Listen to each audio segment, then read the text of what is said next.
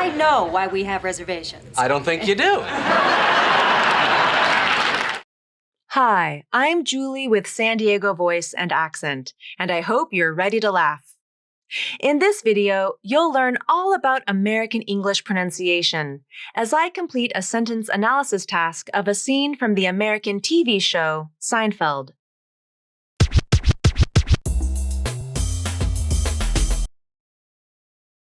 In this sentence analysis video, I'll play you a scene from a TV show, and then I'll analyze each sentence and describe exactly what that person said and how they said it. I suggest you grab a pen and paper so you can take notes, because I'm going to discuss all areas of pronunciation: vowels, consonants, reductions, stress, linking, intonation, vocabulary. So there's going to be a lot of information to digest. First, you'll watch the full conversation. Then I'll complete the analysis.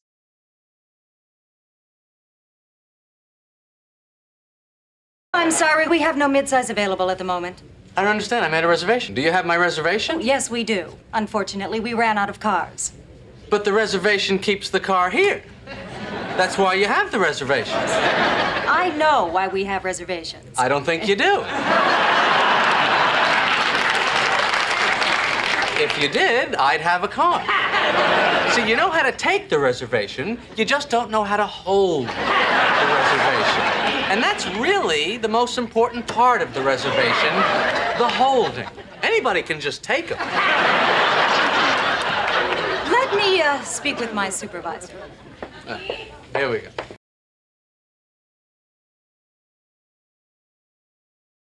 I'm sorry, we have no midsize available at the moment. First, let's talk about sentence level stress. Which words in this sentence have the most stress? I hear sorry and have as the words with the stress, and I think sorry has the most stress. She also stresses syllables within certain words, like veil in available, but I don't think the word available stands out as a stressed word. I'm sorry, we have no midsize available at the moment. She begins this sentence with the words, I'm sorry, which technically means she is apologizing for something, but her intonation pattern doesn't match with her words. She says, I'm sorry, but her intonation pattern says she isn't being sincere, and she doesn't really care about this situation. She also uses flat facial expressions that convey the message, I don't care. I'm sorry, we have no midsize available at the moment. Let's look at some of her linking patterns. The word midsize is a two-syllable word, and the first syllable ends in a D consonant. The next syllable begins with an S consonant. This is a type of consonant-to-consonant linking, and in this word, she uses an unreleased D consonant to link the two syllables together. She doesn't say mid-size. She doesn't release her tongue from the alveolar ridge as she says mid. Her tongue tip stays up at the alveolar ridge, and then she transitions directly to the S consonant. We have no midsize available. We have no midsize available. We have no midsize available. Then she uses consonant-to-vowel linking to link size to available. Size available. It's almost like the final Z in size moves over to the beginning of the next word, available. Midsize available. Midsize available. Midsize available. Then she uses another form of consonant-to-vowel linking as she links the dark L in available to the word at. And to link these words together, she uses a light L. She pronounces the dark portion of the L in available. Then her tongue tip comes up to the alveolar ridge to make a light L as she links it to the word at. Available at. Available at. Available at the moment. Available at the moment. Available at the moment. Then she links the word at to the word by using a stop T. This is common when a word or syllable ends in a T sound and the next word or syllable begins with a consonant. At the. Available at the moment. Available at the moment. Available at the moment. She reduces the word at to a quick schwa vowel and a glottal T. And I'm guessing that she also used the reduced pronunciation of the voiced TH at the beginning of the word the. The reduced pronunciation of the voiced TH is made by keeping the tongue tip inside the mouth and pushing the tongue tip against the back of the upper and lower teeth. This type of pronunciation is common when the voiced TH is at the beginning of unstressed words or syllables, like the word the in this sentence. Available at the moment. She uses a true T sound at the end of moment, which means she releases her tongue and a small puff of air comes out as she says the T sound. Moment, moment, moment. When the last word in a sentence ends in a stop consonant, like the T, D, P, B, K, or G consonants, it is up to the speaker to decide if they want to use a true, released consonant or an unreleased consonant. In this sentence, she chooses to use a true, released T consonant. Moment. I'm sorry, we have no midsize available at the moment. I don't understand. I made a reservation. Do you have my reservation? Let's start with sentence level stress. Which words are stressed the most? I hear understand and reservation in the first sentence and have and reservation in the second sentence. And I think the word reservation has the most stress in both sentences. I don't understand. I made a reservation. Do you have my reservation? He says this part really fast. I don't understand. And he uses a lot of reductions. He reduces the diphthong I to just the first part of the diphthong, which is common to do because the word I is a pronoun, and pronouns are often unstressed and reduced in spoken English. Then he deletes the T in don't, which helps him to say it faster. He uses what's called a nasal flap, and it's also called the vanishing T. When NT occur next to each other between vowels, and the second vowel is unstressed, the T consonant can be deleted, and you only pronounce the N consonant. This process is not obligatory. Native speakers don't have to do it, but it is common in certain words like internet and interview. There are T's in both of these words, but they aren't always pronounced. That's what happens in this phrase, don't understand. The T is deleted, and he says, don't understand. I don't understand. I don't understand. I don't understand. Then he also deletes the first D in understand and possibly the second D, but I'm not quite sure. He says something like understand, which is not the standard pronunciation, but in fast, informal conversation, native speakers may use this pronunciation. I don't understand. I don't understand. I don't understand. Next, he reduces the word a to the schwa vowel. This is a very common reduction in spoken English. The word a is an article, and articles are function words. Function words are typically reduced in spoken English. Made a reservation. Made a reservation. Made a reservation. He also reduces the oo vowel in the word you. The vowel is shorter and doesn't have the full vowel gliding or lip rounding that you hear when the oo vowel is stressed. Made a reservation. Do you have my reservation? Made a reservation. Do you have my reservation? Made a reservation. Do you have my reservation? Now let's look at the linking. Since he deleted the T in don't, he uses the final N consonant to link to the word understand. Don't understand. Then he uses consonant to vowel linking to link made to made a. It's almost as if the final D in made moves over to the beginning of the next word, I don't understand. I made a reservation. Do you have my reservation? I don't understand. I made a reservation. Do you have my reservation? Finally, we'll look at the intonation of this clip. His first sentence is a statement, so his intonation goes down at the end. I don't understand. I made a reservation. Then his intonation goes up. Do you have my reservation? Because this is a yes-no question, The answer is either yes or no. I don't understand. I made a reservation. Do you have my reservation? Yes, we do. Unfortunately, we ran out of cars. Which words do you hear as having the most stress? I hear yes and do in the first sentence, and ran and cars in the second sentence. Yes has the most stress in the first sentence, and cars has the most stress in the second sentence. Yes, we do. Unfortunately, we ran out of cars. The first sentence is yes, we do. She could have just said yes, and that would have answered his question. Do you have my reservation? Yes. But she adds we do to her response. She does this for emphasis. Yes, we do. To make sure he understands, the answer is definitely yes. It's like she's saying yes twice. You can do this with other types of phrases if you want to emphasize your answer, like, yes, I can, or no, I can't, or yes, it's true, or no, it's not true. Yes, we do. Unfortunately, we ran out of cars. Unfortunately. This is a 5-syllable word, so it can be a little tricky to pronounce. The second syllable has the most stress. Unfortunately. Let's look at the way the T's are pronounced in this word. The first T makes the CH sound, like in the word chair.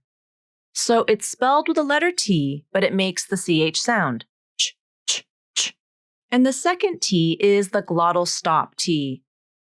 Unfortunately, unfortunately, knitly, knitly.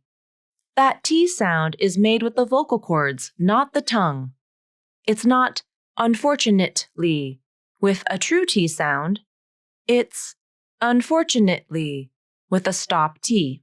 When the T consonant is at the end of a word or syllable, and the next word or syllable begins with a consonant, the T sound is typically a glottal stop T or an unreleased T. In this example, she uses a glottal stop T, and that's also how I pronounce this word. Unfortunately, unfortunately, unfortunately. She uses the phrasal verb ran out of cars. This phrasal verb, to run out of something, means to use all of your resources or inventory. There's nothing remaining. So she is saying that they have sold all of their inventory of mid-size cars. Then she links ran to out by extending the N sound, ran out. The T in out turns into the flap here, because when T is between vowels and the second vowel is unstressed, the T consonant typically becomes the flap, which is like a light D sound. Ran out of, ran out of. We ran out of cars. We ran out of cars. We ran out of cars. But the reservation keeps the car here. That's why you have the reservation. Which words do you hear as having the most stress? In this first sentence, he stresses here the most. His voice builds up to it. Here. There is also some secondary stress on reservation. In the second sentence, the word have has the most stress, and again, his voice builds up to it. We ran out of cars. But the reservation keeps the car here. That's why you have the reservation. Let's look at the reductions in these sentences. It's hard to be sure, but I think he uses the reduced pronunciation of the voiced TH in the word the, because the word the is unstressed in this sentence. And it's very common to reduce the pronunciation a little bit so that it's easier to say. To make the reduced pronunciation of the voiced TH consonant, the tongue tip stays inside the mouth and makes contact with the back of the upper and lower front teeth. The. Be careful not to make a D sound, da. The tongue tip needs to be lower and touching the back of the front teeth, not at the alveolar ridge. He most likely also uses the reduced pronunciation of the voiced TH in the, that's, and the again, for the same reasons. These words are unstressed in these sentences, and it's much easier to pronounce these words with the reduced tongue placement. He also reduces the word you to ya. That's why you have the reservation. This is a type of reduction that I don't use very often, maybe only in certain phrases like what ya up to or what ya doing. I don't typically say ya for you. I think it sounds too informal. But the reservation keeps the car here. That's why you have the reservation. He uses good linking throughout these sentences to link the words and syllables together. And there aren't many actual linking rules that he follows. Rather, he just smooths out the connections between the words as best as possible. But here are a few actual linking rules that he does use. He uses a glottal stop T in the word but to link but and the, because the word the begins with a consonant. But the, but the, but the. But the reservation, but the reservation, but the reservation. Then he links y and ya together with continuous vocal cord vibration, almost like he uses a quick ya sound as the link. That's why you have the reservation. That's why you have the reservation. That's why you have the reservation. I know why we have reservations. I don't think you do. Let's look at the sentence level stress. I hear I and no as the words that are stressed in the first sentence, and no has just a little bit more stress. It's not common to stress two words in a row, especially when one is a function word like I and the other is a content word like no. But she chooses to stress both of these words for emphasis. She's trying to make a clear statement that she knows the reason for reservations. Then in the second sentence, I hear I and do as the words with the stress, and do has the most stress. The pitch of his voice builds up to the final word, do, for emphasis. I know why we have reservations. I don't think you do. Let's look at the intonation patterns that they use in these sentences. She uses a downward intonation pattern on individual words in this sentence, as well as an overall downward intonation pattern at the end. This is to show confidence in what she is saying. He uses an intonation pattern that builds up to the word do, and then when he gets to the word do, the pitch of his voice goes up and down really quickly. Do, do, do. This is done for emphasis, and the downward intonation at the very end of do also conveys that he is confident about what he said. I know why we have reservations. I don't think you do. She links no and why together so that they sound like one word, know why.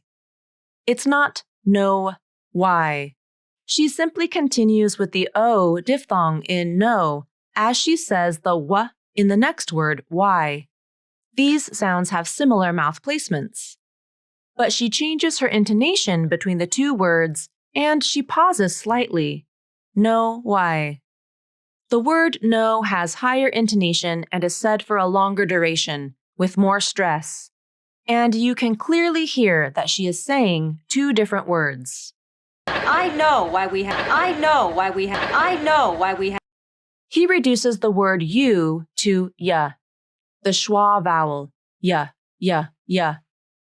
The initial th in think gets the full th pronunciation here because this is the voiceless th sound, and that always receives the full tongue placement. The very tip of the tongue goes between the front and bottom teeth, and the air exits the mouth where the top teeth touch the tongue surface. It's a relatively narrow airflow. He uses a very quick stop T in don't as he links it to the next word, think, because the next word begins with a consonant. Don't think, don't think. He also links think and you together, and it's almost like the K in think begins the next word you. Thank you, thank you. I don't think you do. I don't think you do. I don't think you do. If you did, I'd have a car. So you know how to take the reservation, you just don't know how to hold the reservation. He does a lot of fun things here with the stress. Which words do you hear as having the most stress? I hear did and car in the first sentence, then no and take in the second sentence, then just, no and hold in the last sentence. I think the words with the most stress are did, car, take, and hold. He stretches out the duration of the word hold for emphasis, and he pauses slightly to add even more emphasis. If you did, I'd have a car. See, you know how to take the reservation, you just don't know how to hold the reservation. Let's look at the intonation of the word did. He uses an up-down-up intonation pattern. Did, did, did. This is done for emphasis, and it's something that his character does often throughout this show. He plays around with his intonation a lot, and that adds to the comedy of the show. If you did, if you did, if you did.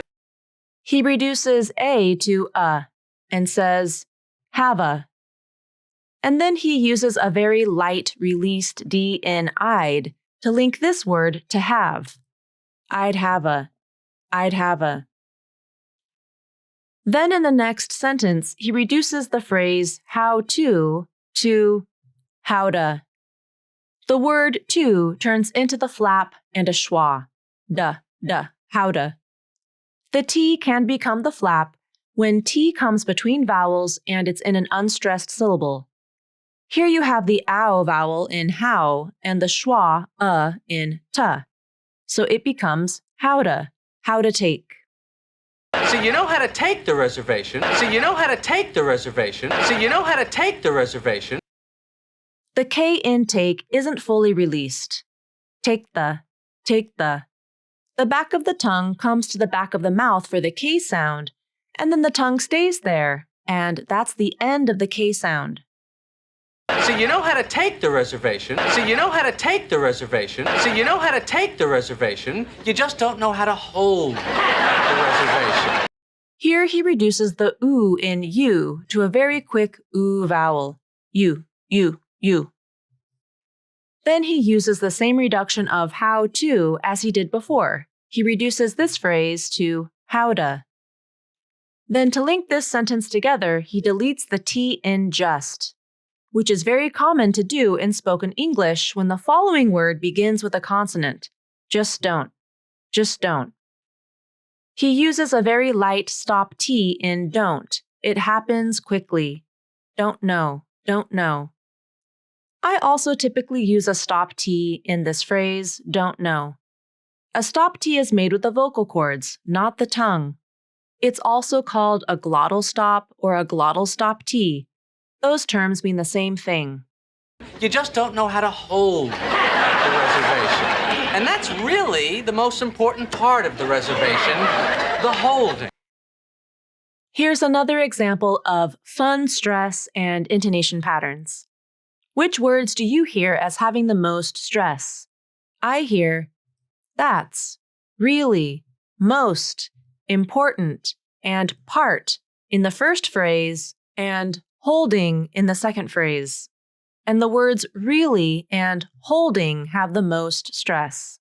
And that's really the most important part of the reservation, the holding. Let's look at the reductions that he uses in this clip.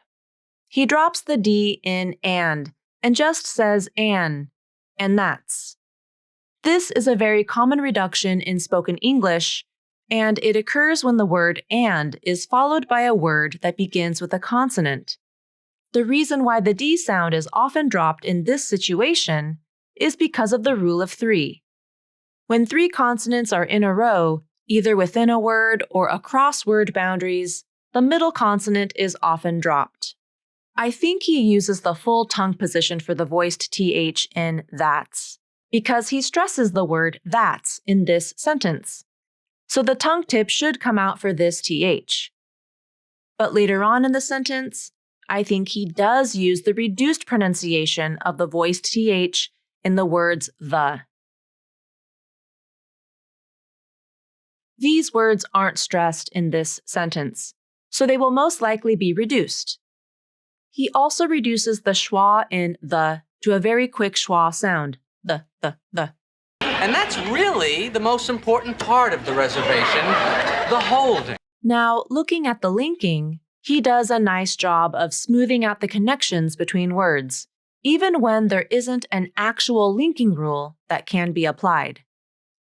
The word most links up with the word important, and here you have two consonants linking up with a vowel. You sometimes hear native speakers apply the rule of three to this type of phrase, and they say most important. They may delete the final T in most. This can happen in fast speech, even though it's technically not the rule of three, since there aren't three consonants in a row. But in this conversation, I think the character pronounces that final T in most, but it happens very quickly. Most important. And that's really the most important. And that's really the most important. And that's really the most important. Then to link the word important to the word part, he uses a stop T. This is common when the T sound links up to a consonant. It often turns into a stop T or an unreleased T. But let's look at how he links part and of.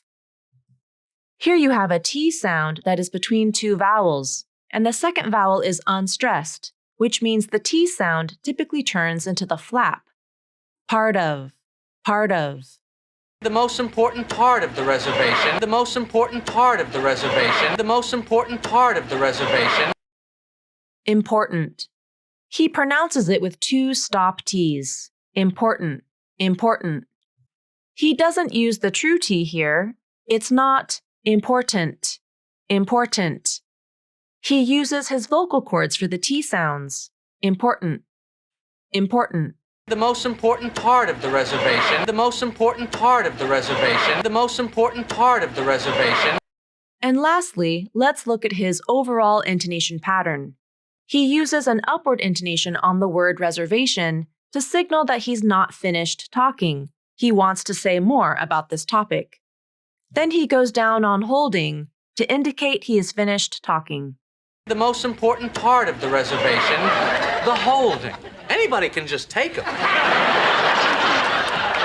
Let me speak with my supervisor. Which words do you hear as having the most stress? I hear anybody and take in the first sentence, and let, speak, and supervisor in the second sentence.